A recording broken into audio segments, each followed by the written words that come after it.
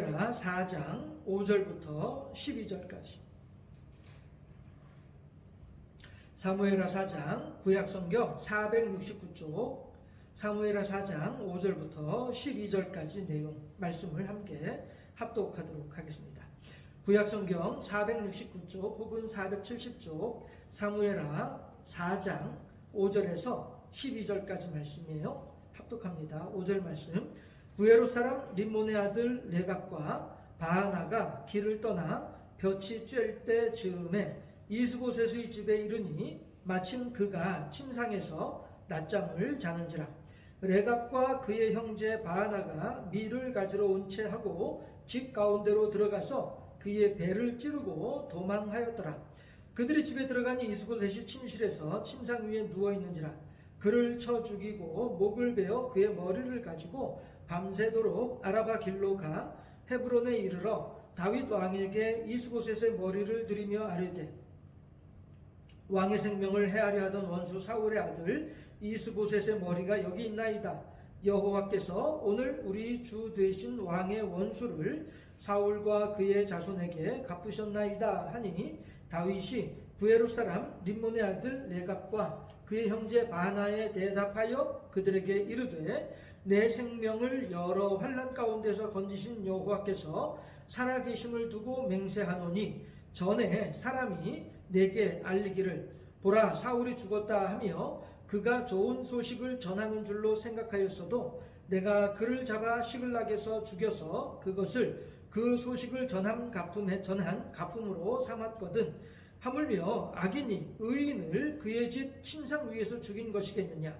그런즉 내가 악인의 피 흘린 죄를 너희에게 갚아서 너희를 이 땅에서 없이 하지 아니하겠느냐 하고 청년들에게 명령하매 곧 그들을 죽이고 수족을 베어 헤브론 못 가에 매달고 이스보셋의 머리를 가져다가 헤브론에서 아브넬의 무덤에 매장하였더라. 아멘.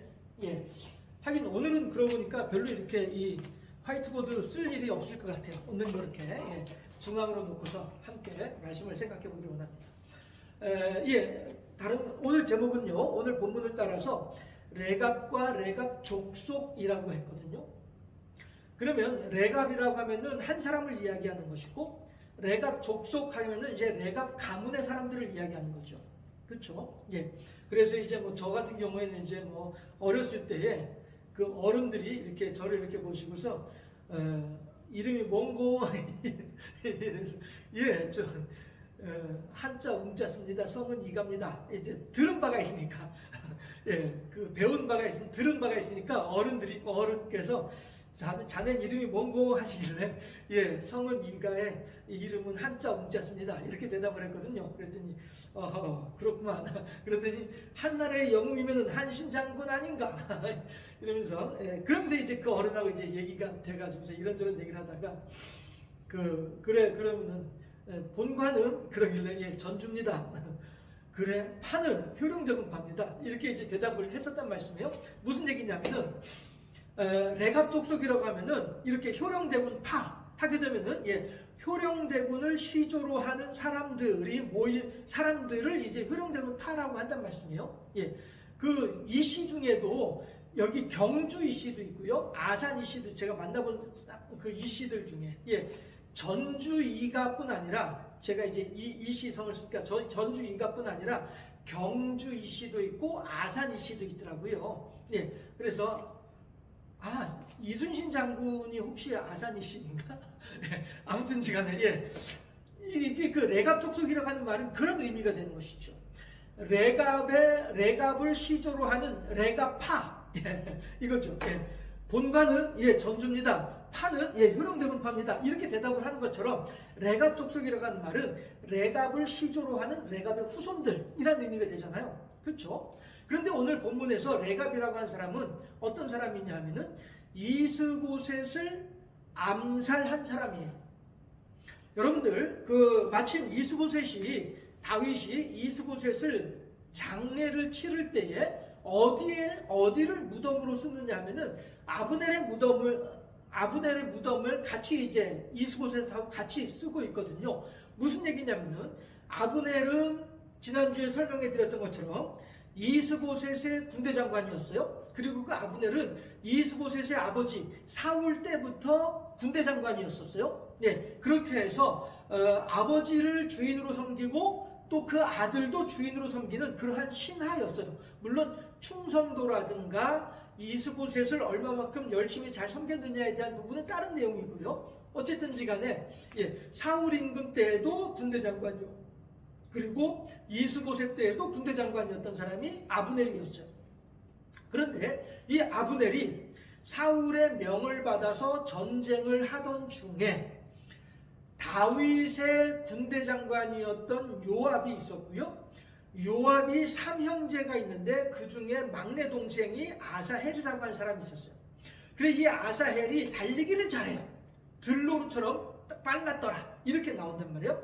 달리기를 잘해가지고 이 다윗의 군대하고 사울의 군대하고 전쟁을 하는 때에 사울의 군대가 지는 거예요. 그래서 사울의 군대가 후퇴를 하는데 걸음아 날 살려라 도망을 가는데 거기에 아사헬을 비롯해서 다윗의 군대들이 저놈 잡아라 하고서 이제 쫓아간단 말이죠. 이렇게 도망가고 쫓아가고 하는 중에 아사헬이 들로로와도 같이 그 걸음이 빠르다 보니까 달리기를 잘하다 보니까 막 열심히 쫓아가는 거예요. 쫓아가는데 누구를 향해 쫓아가냐면은 아브넬을 겨누고서 아브넬을 겨냥해서 쫓아가는 거예요. 그랬더니 아브넬이 도망가는 와중에도 뭐라고 그러냐면은 야 아사헬아 너는 나를 쫓아오지 말고 다른 이스라엘의 다른 군인들을 쫓아가. 괜히 너 나랑 싸우다가 내가 너 죽게 만들면은 네 형 요압을 내가 어떻게 보겠느냐 라고 이야기를 해요. 그랬더니 아사헬이 하는 말이 아니야 나는 이제 요즘에 우리 쉬운 말로 이제 서로 간에 이야기 좋게 표현을 하자면은 나는 잔챙이는 필요 없어. 너 군대 장관 너 하나만 붙잡으면 내가 다윗 임금한테 훈장 받을 수 있어. 아마 이런 내용이었겠죠. 해서 아사헬이 아브넬을 쫓아가요. 그리고 아브넬은 도저히 아사헬로부터 피할 수 없겠구나 라고 하는 사실을 알고 난 뒤에는 어떻게 하면 창을 쭉 내밀어 가지고 창이 사람을 죽게 만드는 무기잖아요. 창을 쭉 내밀어 가지고 아사헬에게 대니까 아사헬은 달려오던 게 있다 보니까 그냥 자기 스스로가 창에 끼어 가지고 죽임을 당하게 되는 사실이 있었어요. 그런데 여러분들 이것은 어디서 이루어진 죽음이에요? 전쟁터에서 이루어진 죽음이에요. 그렇기 때문에 전쟁터에서는 죽고 죽이는 일이 다반사이기 때문에 전쟁터에서 죽이는 것에 대해서 전쟁터에서 이루어진 죽음에 대해서는 달래 이야기를 하면 안 돼요. 가타부타 말을 하면 안 되는 거예요. 네, 이거는 어쨌든 내가 안 죽으면은 네가 죽어야 되니까 네가 안 죽으면 내가 죽어야 되니까 이게 전쟁터잖아요. 네, 그래서 아브넬은 그렇게 아사헬을 죽게 만들었어요. 그랬는데 그 뒤에 어떤 일이 생기냐면은 아브넬이 세월이 흘러가지고 한 5년, 6년, 7년 정도, 7년 가까이 이제 세월이 흐른 뒤에 그 다음에 이제 물론 이제 성경에는 7년이라고 하는 말은 정확하게 나와 있진 않아요. 그러나 다른 이런저런 것들을 종합을 해보게 되면 7년 정도의 시간이 흘렀다라고 볼 수가 있어요. 해서 그런 다음에 이제 아브넬이 몰래 그 다윗에게 찾아오죠. 다윗은 아래쪽에 헤브론에서 살고 있었고 아브넬은 북쪽에서 북이스라엘에서 사마리아에서 살고 있었고 사마리아가 아니라 기브아에서 살고 있었고요. 네, 그렇게 해서 이 아브넬이 이 다윗을 찾아와요. 찾아와서 뭐라고 이랬냐면은 지난주에 그랬잖아요. 아브넬의 기고만장에 대해서 말씀드렸잖아요. 아브넬이 뭐라고 했냐면은 다윗 임금한테 임금님 걱정하지 마시고 내가 이 북이스라엘의 왕권을 고스란히 들어서 임금님에게 드릴 터이니 그렇게 잘 받아주시고요. 그럼 그때 되면 나를 좀 기억해 주시고 나한테 한 자리 이렇게 좀 떼주시고 그렇게 해주시면 좋을 것 같은데 어떻게 해주실려나 말려나 이런 식으로 이제 서로 간에 협상을 한 거예요. 그렇게 하고 다윗 입장에서는 그래 까짓 거 그래 알아서 해. 그럼 서로 좋은 게 좋은 거지 이렇게 하고서 아브넬을 대접을 하고서는 돌려보냈어요. 그리고서 이제 아브넬이 헤브론의 다윗 궁궐을 떠났을 때에 떠나고 나니까 곧 직후에 요압이 다윗의 바깥에서 다른 일을 보고 있다가 다윗에게 돌아왔어요. 와가지고서는 이야기를 듣는데 보니까 방금 전에 아브넬이 왔다가 지금 가는 중이야 라고 하는 말을 요압이 다윗을 통해서 들었단 말이에요. 그러니까 알게 됐단 말이에요. 다윗을 통해서는 어쨌든지 간에 요압이 알게 됐단 말이에요. 그렇게 하니까 얼른 사람을 보내가지고 아브넬을 다시 돌아오게 해요. 그런데 뭐라고 하면서 돌아오게 하냐면은 어이 아브넬 친구, 자네 말이야 이렇게 먼 길 왔는데 나도 안 보고 그냥 가면 섭하지. 얼른 와. 우리 만나서 오래간만에 만나가지고 저기 얘기나 좀 재밌게 하고 하자고. 이렇게 요압이 아브넬을 불러와요. 그랬더니 아브넬이 그 말을 듣고 난 뒤에 그래? 그러면 요압도 오래간만에 만나볼구나? 그래서 이제 아브넬이 요압에게로 다윗 궁궐로 들어와요. 그렇게 하니까 요압이 마치 둘이서만 은밀하게 얘기할 것이 있는 것처럼 하면서 아브넬을 데리고 한쪽으로 데려가고 난 뒤에 거기서 칼을 찔러가지고 아브넬을 죽게 만드는 것이죠. 이 죽음은 어떤 죽음이에요? 다윗의 궁전에서, 다윗의 궁궐에서 이루어진 죽음이에요. 이건 살인이에요. 전쟁터에서 서로 간에 네가 안 죽으면 내가 죽는 거야 라고 하면 서로 죽고 죽이는 어떤 그런 전쟁터에서 이루어진 죽음은 이거는 살인이 아니에요. 이거는 여기에 대해서 가타부타 말을 할 것이 아니에요. 전쟁터에서는. 그러나 다윗의 궁궐은 거기서 전쟁이 벌어졌나요? 누가 뭐 국가 반란이라도 일으켰나요? 아니에요. 요압이 아브넬을 향하여서 꼭 친한 친구 이렇게 대접하듯이 이렇게 해가지고 아브넬로 하여금 마음을 턱 놓게 만들어 놓고 거기다 그냥 칼로 푹 찔러가지고서 죽게 만든 거예요. 이거는 살인이에요. 이건 살인이에요. 그렇게 해서 요압이 아브넬을 죽게 만들었어요. 그렇게 했을 때에 다윗은 무척 슬퍼하며 안타까워하며 이것이 살인이다라고 하는 사실에 대해서 분명히 이야기를 하면서 아브넬을 극진하게 장사를 지내주죠. 그 말고도 이제 그러면은 다윗은 그럼 요압을 왜 요압에게 아무 소리 안 했느냐라고 한 이런 것까지는 이건 이제 나중에 뭐 기회 있으면 얘기라든가 하고 이건 이제 제가 나중에 논문 쓸 내용이기도 하고요. 어쨌든지 간에 그렇게 해서 요압은 불의한 자를, 죄를 아무런 죄도 없는 자를 죽게 만든 거예요. 요압은 단지 개인적인 원한을 가지고 살인을 한 거예요. 네가 내 동생 죽였지 라고 한 그 개인적인 원한. 그러나 그 동생이 죽은 것은 전쟁터에서 죽은 것인데 요압이 지금 그 내 동생을 죽인 사람을 죽이는 것은 이건 살인이 되는 것이고 전쟁터에서는 그냥 전쟁을 한 것이고 이런 상황인데, 자 그런데 오늘 또다시 그와 비슷한 일이 또 생긴 거예요. 자 보세요. 자 11절 다윗이 레갑과 바가에게 하는 말씀이, 바나에게 하는 이야기가 뭔지 11절 하물며 악인이 의인을 그의 집 신상 위에서 죽인 것이겠느냐. 이스보셋을 죽였는데 레갑과 바나가 이스보셋을 죽였는데 어떻게 죽였습니까? 이스보셋이 그 시에스타 낮잠 자는 시간, 이 동네 중동 지역 사막에 살고 있는 사람들은 한낮에는 시에스타라고 해서 낮잠을 자거나 이렇게 쉬거나 일을 쉬거나 이렇게 하는 시간이 있다고 했잖아요. 이 시에스타 낮잠 자는 시간에 이스보셋 임금이 잠을 자고 있는데 잠자는 사람한테 가가지고 칼로 푹 찔러가지고 죽게 만든 거예요.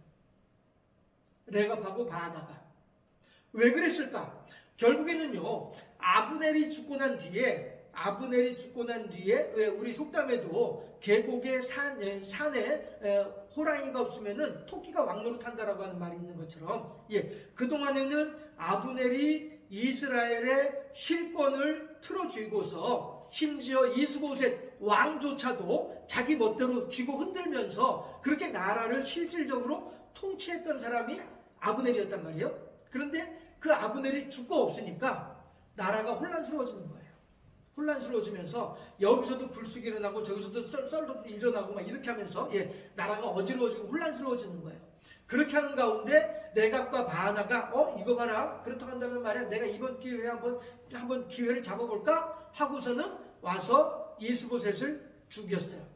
죽게 만들었는데 대신에 어떤 일이 있냐면요,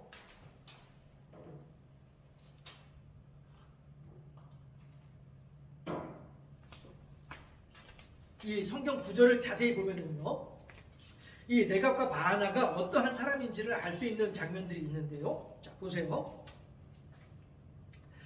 6절을 보면요 어떻게 되어 있냐면은 레갑과 그의 형제 바나가 밀을 가지러 온 채 하고 거짓 행동을 하는 거예요. 나는 지금 품속에 칼을 품고 있으면서도 칼을 감추고 다른 일을 한 것처럼 이렇게 위장을 하는 것이죠. 밀을 가지러 온 채 하고 집 가운데로 들어가서 그의 배를 찌르고 도망하였더라 라고 하는 거예요.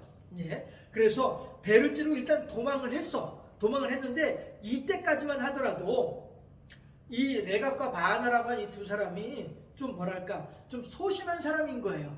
예, 이 행간을 보면은 성경에 정확하게 그런 내용들이 나와 있지는 않지만은 성경 기록들을 보게 되면 그런 것들을 짐작을 할 수가 있는 것이죠. 물론 추정해보는 거예요. 짐작해보는 거예요. 예, 이 앞뒤 내용을 가지고서 해서 일단 일을 저지르긴 저질렀는데 뒷감당을 어떻게 될지 모르겠는 거예요. 그래서 도망을 갔다가 다시 온 거예요. 그런데 오는데 어느 때 오냐면은 7절 그들이 집에 들어가니 자 보세요. 6절에서 분명히 찌르고 도망갔거든요. 도망갔는데 그 다음에 7절에 보니까 다시 그들이 집에 들어갔다라고 얘기를 해요. 그러니까 이건 뭐예요? 범행의 현장에 다시 돌아온 거예요. 네. 그런데 그동안에 무슨 일이 있었을까? 두 형제지간에 의논이 있었던 거예요. 야 이거 봐라. 일단 이 엎질러진 무리니 이거 다른 방법은 없고 어떻게 하면 좋지? 그렇다고 해서 내가 이 나라에서 이스보셋을 죽이고 내가 왕이다라고 하자니 내가 왕이 될 수도 없는 것 같고 그렇다고 해서 나를 이렇게 좀 이렇게 왕으로 대접해 줄 사람도 없을 것 같고 이거 어떻게 하면 좋지? 일은 벌써 벌어졌는데 우리들이 까딱 잘못하면은 이거 왕을 죽인 살인범이 돼서 너나 나나 둘 다 사형을 당할 수도 있을 것 같아. 어떻게 하면 좋지? 서로 간에 이런 의논이 있을 거란 말씀이죠. 그렇게 추정해 볼 수 있는 것이죠. 그리고서는 그래 그러면 어쩔 수 없다. 그러면은 한 가지 방법밖에 없다. 어쨌든 지금 이스보셋이 죽으면 가장 좋아할 사람이 누구일까? 다윗? 그렇지. 다윗이지. 그러니 우리가 이스보셋의 목을 잘라가지고 다윗에게 가지고 가자. 그러면은 그 다윗이 설마하니 우리들을 박대하지 않지 않을까? 우리가 살아날 수 있는 길은 그거밖에 없을 것 같아. 두 레갑과 바하나 두 형제가 이렇게 의논을 했을 거란 말씀이에요. 그러니 일단 배를 찔러서 도망을 갔다가 다시 7절에서 다시 집으로 돌아와 보는 거죠. 돌아와 보니 아니나 다를까 완전히 죽어 있거든요. 완전히 죽어 있으니까 오케이 됐다. 그냥 우리가 머리 잘라서 가자 하고서 머리를 잘라가지고 곧바로 밤새도록 그쵸? 그의 목을 베어 그의 머리를 가지고 밤새도록 아라바길로 갔더라 라고 하는 것이죠. 그래서 헤브론에 이르러 가지고 그 레갑과 바하나가 다윗에게 하는 말을 통해서도 이들이 왜 이런 일을 벌였는지 왜 이렇게까지 했는지에 대해서 이들의 마음을 엿볼 수가 있다라고 하는 것이죠. 거기서 무슨 말을 하냐면은 8절에서 헤브론에 이르러 다윗 왕에게 이스보셋의 머리를 들이며 아뢰되 왕의 생명을 해하려 하던 원수 사울의 아들 이스보셋의 머리가 여기 있나이다 라고 합니다. 아이고 임금님 제가 임금님을 위해서 이런 일을 했습니다. 이제 임금님한테는 어떠한 걱정거리도 없습니다. 아이고 좋으시지요? 제가 한 일이에요. 제가 했다는 거 기억해 주세요. 이런 의미란 말이죠. 다윗 왕에게 어떤 상을 받을 수 있을까 싶어서 지금 이렇게 하고 있는 거란 말이죠. 그러나 다윗은 뭐라고 얘기를 합니까? 이전에 사울이 죽었을 때에 그 소식을 들고 온 병사에 대해서도 하는 이야기가 그 병사를 어떻게 했는지를 지금 다윗이 다시 한번 이 사람들에게 알려주고 있는 거예요. 7년 전에 있었던 일을 얘기해주고 있는 거예요. 왜 제가 7년이라고 이야기를 할 수 있느냐면요. 다윗이 헤브론에서 왕노릇한 것은 7년 6개월 동안 왕노릇을 했어요. 그리고 이스보셋이 죽자마자 곧바로 이스라엘의 장로들은 이 북이스라엘의 왕권을 다윗에게 가지고 와서 우리나라를 다스려 주세요라고 했단 말이에요. 그러면은 지금 이 상황은 이스보셋이 죽은 상황이잖아요. 그렇죠? 그리고 이스보셋이 죽게 되는 과정에는 아브넬의 죽음에 이어서 이스보셋도 죽는 거거든요. 그러니까 두 사람의 죽음 사이에는 막 길어야 3, 4개월 정도밖에 차이가 안 나는 거예요. 그렇게 하니까 거의 이제 7년이라고 추정을 하는 것이 가능한 일이 되는 것이죠. 해서 9절에서 다윗이 부에롯 사람 림몬의 아들 레갑과 그의 형제 바하나에게 대답하여 그들에게 이르되 내 생명을 여러 환난 가운데서 건지신 여호와께서 살아계심을 두고 맹세하노니 전에 사람이 내게 알리기를 보라 사울이 죽었다 하며 7년 전 일이죠. 예, 그가 좋은 소식을 전한 줄로 생각하였어도 내가 그를 잡아 시글락에서 죽여서 그것을 그 소식을 전한 가품으로 삼았거늘 사울 임금이 죽었다고 하는 소식을 전해온 사람조차도 나는 그를 가만히 두지 않고 죽였어. 그런데 너희들은 지금 가만히 침상에 누워서 잠자고 있는 사람을 죽이고 와가지고서는 나한테 상을 바라느냐? 그렇게 해서 그런 일을 엄청난 살인을 저지르고 와서 나에게서 어떤 그런 상을 받기를 대접받기를 원하느냐? 나는 절대 그렇게 할 수 없다 라고 다윗이 이야기를 하고 있는 것이죠. 그렇게 하니까 12절에서 청년들에게 명령하며 곧 그들을 죽이고 수족을 베어 헤브론 못가에 매달고 이스보셋의 머리를 가져다가 헤브론에서 아브넬의 무덤에 매장하였더라. 아브넬은 시작하면서 말씀드렸던 것처럼 억울한 죽임을 당한 사람이 아브넬이었죠.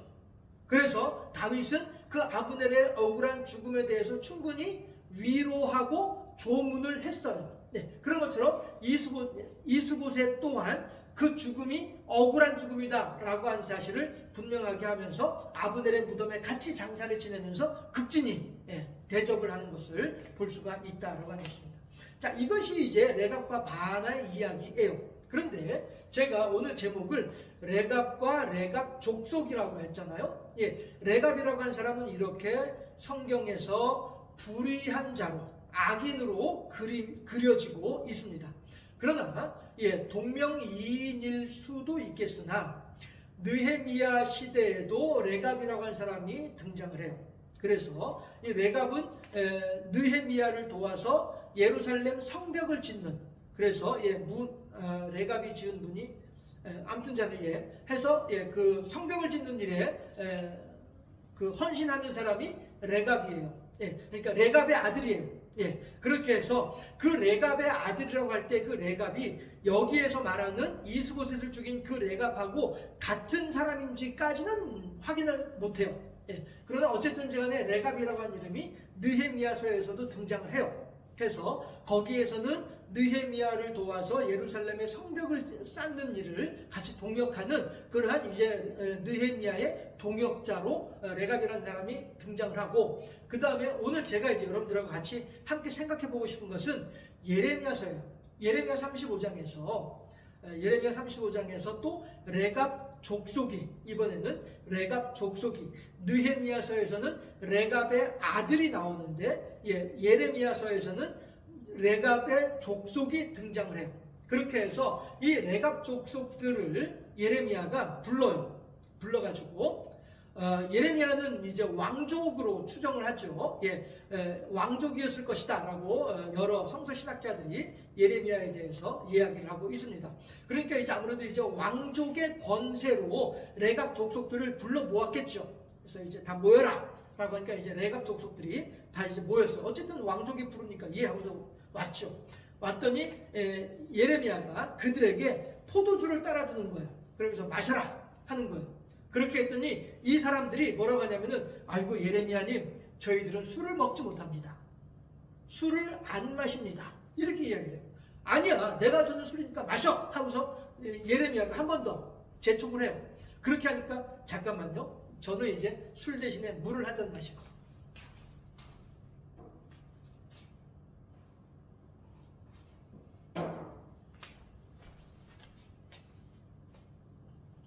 예레미야가 한 번 더 재촉을 하는 거예요. 마셔, 내가 준 거니까 마셔 하니까 레갑 족속에서 하는 이야기가, 아닙니다. 저희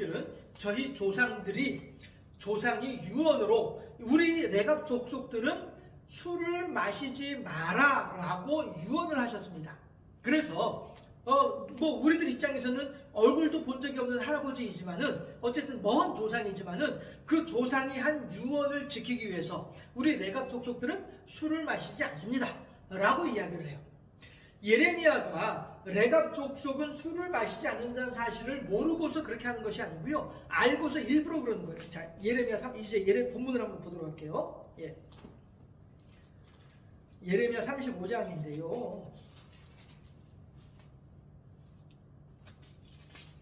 자, 제가 12절부터 한번 읽어보도록 할게요.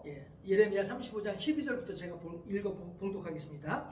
그때에 여호와의 말씀이 예레미야에게 임하여 이르시되 만군의 여호와 이스라엘의 하나님께서 이와 같이 말씀하시니라. 너는 가서 유다 사람들과 예루살렘 주민들에게 이르기를 너희가 내 말을 들으며 교훈을 받지 아니하겠느냐. 여호와의 말씀이니라.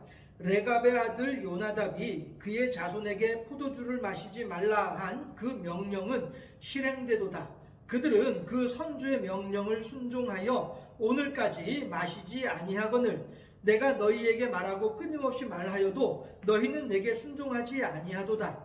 내가 내 종 모든 선지자를 너희에게 보내고 끊임없이 보내며 이르기를 너희는 이제 각기 악한 길에서 돌이켜 행위를 고치고 다른 신을 따라 그를 섬기지 말라. 그리하면 너희는 내가 너희와 너희 선조에게 준 이 땅에 살리라 하여도 너희가 귀를 기울이지 아니하며 내게 순종하지 아니하였느니라. 레갑의 아들 요나단의 자손은 그의 선조가 그들에게 명령한 그 명령을 지켜 행하나 이 백성은 내게 순종하지 아니하도다. 이거예요, 여러분들. 제가 레갑과 레갑 족속이라고 한 두 인물을 여러분들한테 비교해서 말씀드리고 싶은 비교해서 소개해 드리는 것은 이것 때문이에요. 자, 보세요. 그 사무엘 하에 등장하는 레갑이라고 하는 사람은 이스보셋이라고 하는 아무런 죄나 잘못이 없는 사람임에도 불구하고 자기의 욕심을 따라서 그를 죽게 만든 사람이 레갑과 바하나였어요. 그렇죠? 그런데 지금 예레미야에서 등장하는 레갑 족속은 얼굴도 본 적이 없는 조상이 한 유언을 지금도 지키고 있는 사람들이 레갑 족속이라는 말씀이죠. 하나님께서 레갑 족속을 예를 들어서 말씀하시는 것은 레갑 족속은 이렇게 자기 조상의 명을 잘 지키고 있는데 대체 너희들은 왜 나의 말을 안 듣느냐? 이걸 말씀하고 싶은 거거든요. 무슨 말씀이냐면은 사무엘서에 등장하는 레갑이라고 하는 사람은 자기의 욕심을 따라 살다가 악인의 이름이 지금까지 우리들에게 전달되고 있는 사람이 레갑이고 사무엘 하에 등장하는 레갑이고 예레미야서에 등장하는 레갑 족속은 오랜 세월이 흘렀음에도 불구하고 조상의 유언을 잘 준행하고 있는 사람으로서 우리들에게 전달되고 있는 거란 말이죠. 그러면서 하나님께서는 레갑 족속의 예를 들어서 이스라엘 사람들이 하나님의 말씀에 순종하지 않는 것에 대해서 책망하고 계시다라고 하는 것입니다. 여러분들 제가 한 번씩 기회에 있을 때 그런 말씀 드리잖아요. 과연 성경에 등장하는 이 사람들이 자기들의 행적이 오늘 2024년도 경주생명생교회에서 어떻게 사용되고 어떻게 활용될 것인지에 대해서 알고서 그렇게 행동을 했을까? 아니죠. 단지 지금 현재 내게 주어져 있는 상황 속에서 내가 어떻게 하면 하나님의 뜻에 합당하게 행할 수 있을 것이냐 를 따라서 살았던 사람들이었던 것이고 또 오늘 레갑과 같은 사람은 이 상황 속에서 어떻게 하면 내가 자그마한 이익을 얻으면서 비록 악한 행동일지라도 자그마한 이익을 얻으면서 살아갈 수 있을까 이렇게 추구하던 사람들의 모습들이 수천 년이 흐른 지금 오늘 우리들에게 하나님의 말씀을 생각할 수 있는 소재로 사용되는 것이죠. 다시 말해서 의의 도구로 쓰임받느냐 아니면 악의 도구로 쓰임받느냐. 하나님께서는 의인도 당신의 도구로 사용하시고 악인도 당신의 도구로 사용하시지만은 의인은 의를 위한 도구로 사용하시는 것이고 악인은 악을 위한 도구로 사용하신다는 것이죠. 그래서 동시대에 살았던 사람임에도 불구하고 빌라도와 바울을 한번 생각해보자는 말씀입니다. 그랬을 때 빌라도라고 한 사람은 하나님의 일을 진행함에 있어서 예수님을 십자가에 못 박으라고 판결을 내려야 되는 중요한 역할을 하는 사람이잖아요, 빌라도는. 그럼에도 불구하고 그 중요한 역할을 했음에도 불구하고 그는 하나님 보시기에 어떤 도구예요? 악의 도구로 쓰임받는 것이죠. 물론 누군가가 예수님을 사형 언도를 하고 사형을 집행하도록 하는 일을 하긴 했어야만 해요.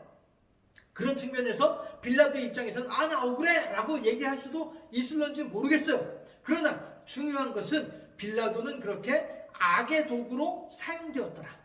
그러나 바울이나 베드로나 요한이나 마가나 누가나 이러한 사람들은 다 어떤 사람들이에요? 그 시대 속에서 온갖 핍박과 환난과 역경이 있음에도 불구하고 하나님을 향하여서 온전히 헌신하고 충성하는 여호와 제일주의 신앙으로 살았던 사람들이 그들이었다는 것이죠. 그래서 지금 우리들한테는 빌라도에 대한 이야기를 들을 때에는 하나님이시여 저는 저렇게 하지 않게 하옵소서 라는 기도가 나오게 되는 것이고, 베드로나 요한이나 마가나 바울이나 이런 사람들의 이야기를 들을 때에는 아버지여 저도 이렇게 하면 좋겠나이다 라는 기도가 나오게 되잖아요. 그렇죠? 이래서 악의 도구로 쓰임받는 사람이고 의의 도구로 쓰임받는 사람이란 말씀이죠. 그랬을 때에 오늘 본문에 사무엘 하에서 레갑은 악의 도구로 쓰임받는 사람이고, 그 다음에 예레미야 35장에 등장하는 레갑 족속은 하나님의 말씀을 선포하기 위한 의의 도구로 쓰임받는 사람들이더라 라고 하는 것입니다. 그렇다고 한다면 우리는 오늘 2024년도를 살아가면서 어떤 도구로 사용되고 있을까? 우리들은 하나님 보시기에 어떠한 사람일까? 이것은 우리들 스스로가 판단할 문제, 판단할 내용이겠죠. 그러나 다윗은 다시 사무엘 하로 돌아오게 되면요, 다윗은 분명한 답을 보여주고 있습니다. 뭐냐면은 11절에서 아까도 읽어봤던 내용이지만요, 11절에서 하물며 악인이 의인을 그의 집 침상 위에서 죽인 것이겠느냐? 그런즉 내가 악인의 피 흘린 죄를 너희에게 갚아서 너희를 이 땅에서 없이 하지 아니하겠느냐? 다윗은요, 늘 다윗이 다윗으로 성장할 수 있었던 것은, 제가 여러 번 말씀드리지만 저는 이제 다윗을 전공한 사람이잖아요. 다윗을 공부해가지고 박사학위를 받은 사람인데, 다윗이라고 하는 사람은요, 여러 가지로 힘들고 어려운 일이 분명히 있었어요. 어려서부터 이건 제 어떠한 자료도 없이 단지 저의 그냥 짐작이긴 하지만요, 아마도 다윗은 태어날 때에 다윗의 어머니가 산고로 죽었을 것 같아요. 그러니 다윗에게는 절대 어머니에 대한 이야기가 전혀 안 나오거든요. 딱 한 번 나와요. 그 다윗이 본격적으로 이제 그 도망자 생활을 하려고 할 때에, 그때에 다윗의 아버지와 어머니, 그러니까 다윗이 그의 부모를 모압 왕에게 의탁하였더라 라고 하는 그 한마디에 한 줄만 나와 있어요. 다윗의 부모를 모압 왕에게 의탁하였더라 라고 하는 그 한마디만 나와 있을 뿐이지 다윗의 어머니에 대한 이야기는 전혀 안 나와 있거든요. 특히나 성장기에 보통 이스라엘 사람들은 족보를 이야기를 할 때에 누구의 딸 누구의 아들이더라 이렇게 보통 사람을 소개하거든요. 그런데 다윗에게는 그러한 누구의 딸 누구의 아들 다윗이더라 이런 얘기가 안 나오는 것을 보면은 다윗의 어머니는 아주 일찍 세상을 떠났을 것으로 그렇게 짐작을 해볼 수가 있습니다. 어쨌든지 간에 다윗은 그렇게 어려서부터 아버지로부터 온갖 홀대와 요즘 말로 하면 가정폭력을 겪으면서 성장한 사람이 다윗이거든요. 그렇게 힘들고 어려운 생활을 하면서도 불구하고 다윗에게는 늘 무엇이 있었느냐면은 하나님에 대한 굳건한 믿음이 있었더라라고 하는 것이죠. 이것이 다윗을 다윗되게 하는 큰 힘이거든요. 그래서 오늘도 마찬가지로 다윗은 언제든지 두 번이나 사울을 죽일 수 있는 기회가 있었음에도 불구하고 직접 그 사울의 몸에 칼을 대지 않는 이유가 뭡니까? 하나님의 기름 부어 세우신 자를 사람이 어찌 해할 수 있겠느냐라고 하는 하나님의 뜻, 하나님의 하시는 일, 하나님을 높이는 일, 하나님을 존중하는 일, 이걸 먼저 하는 사람이란 말이죠.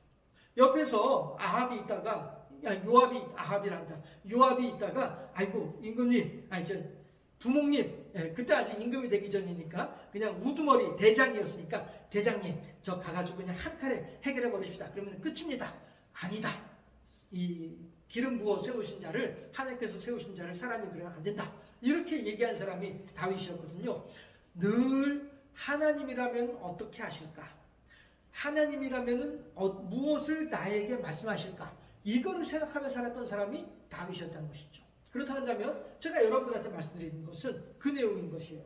내가 레갑으로 살 것이냐, 레갑 족속으로 살 것이냐, 하나님의 악의 도구로 쓰임받을 것이냐, 하나님의 의의 도구로 쓰임받을 것이냐. 여기에 있어서는요, 기준은 한 가지예요. 뭡니까? 여호와 제일주의의 신앙인 거예요. 다윗처럼 언제든지 어디에서든지 누구 앞에서든지 하나님이시라면 어떻게 하실 것인가? 하나님은 나에게 무엇을 말씀하고 계신가? 하나님은 나에게 무엇을 원하고 계시는가?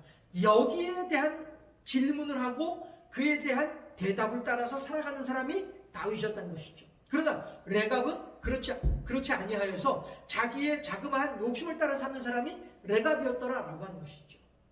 그리고 레갑 족속은 늘 그들의 마음에 가지고 있기를, 그래, 우리 조상 레갑의 아들 요나답이 우리들에게 술을 마시지 말라고 했어. 그러니까 우리는 술을 마시면 안 돼. 이 사실을 늘 마음에 간직하고 살아가는 레갑 족속과도 같이 우리들도 하나님의 말씀을 늘 마음에 간직하고 살아갈 수 있어야 되겠다.